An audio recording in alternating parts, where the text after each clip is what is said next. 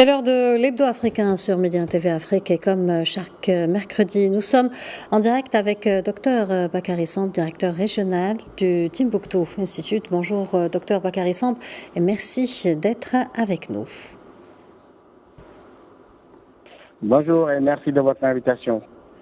Docteur Bakary Samb, le Maroc a connu il y a une dizaine de jours un séisme qui a engendré de nombreuses pertes en vie humaine et a causé d'énormes dégâts.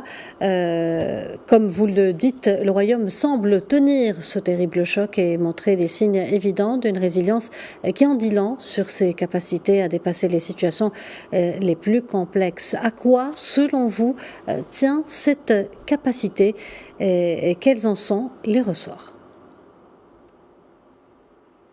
Oui, on a vu qu'après ce séisme au Maroc, ce pays a pu développer très rapidement son plan d'urgence qui a été lancé par le roi Mohamed VI pour le relogement des sinistrés, la prise en charge des catégories qui étaient les plus affectées par le tremblement de terre. On attend aussi que ce programme d'urgence est massif, d'environ 50 000 logements totalement aménagés pour secourir les populations. Et c'est ça ce qui a été marqué sur la scène internationale, c'est que ce pays a maintenu la réunion du 18 septembre des assemblées annuelles du FMI à Marrakech.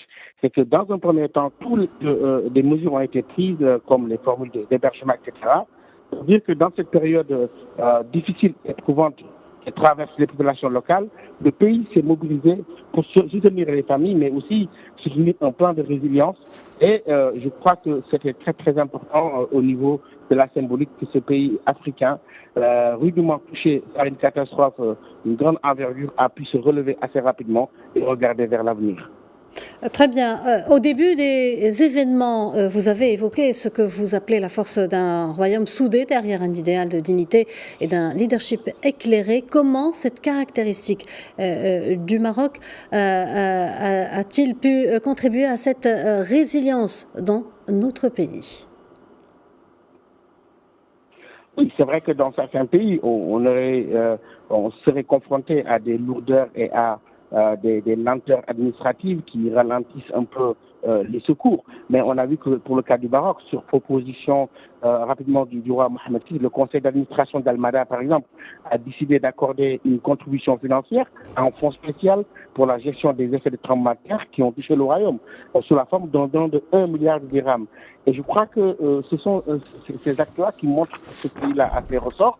Et ce don qui a été versé au compte spécial sous les hautes institutions royales dès le 11 septembre 2023 a permis de recueillir des initiatives solidaires face à cette catastrophe naturelle, sans compter la mobilisation de la diaspora et d'autres. Mais ce qui était marquant, c'est qu'il y a un leadership éclairé, en la personne du roi lui-même, qui s'est mis lui-même au devant de la scène en secours, dans les secours et dans le réconfort des populations, et tout le reste a suivi, et ce qui permet à ce pays-là d'encaisser le choc, mais aussi de regarder vers l'avenir, comme j'ai dit tout à l'heure, pour la reconstruction et le relogement et l'assistance à ces populations sinistrées.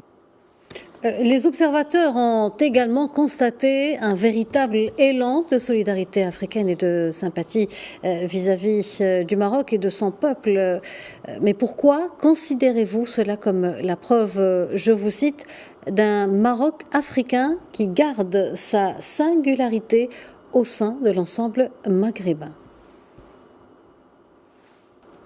Oui, rien qu'à voir la solidarité d'abord de la diaspora, mais aussi les lettres de condoléances qui ont afflué vers tous les consulats et les ambassades du Maroc. Je prends l'exemple du Sénégal, où il y a eu les lettres de condoléances du khalife général des Tidjanes, du khalife général des Mourides, qui a apporté une aide conséquente au Maroc sur le plan financier, mais aussi d'autres organisations comme le cadre unitaire de l'islam, les grandes organisations.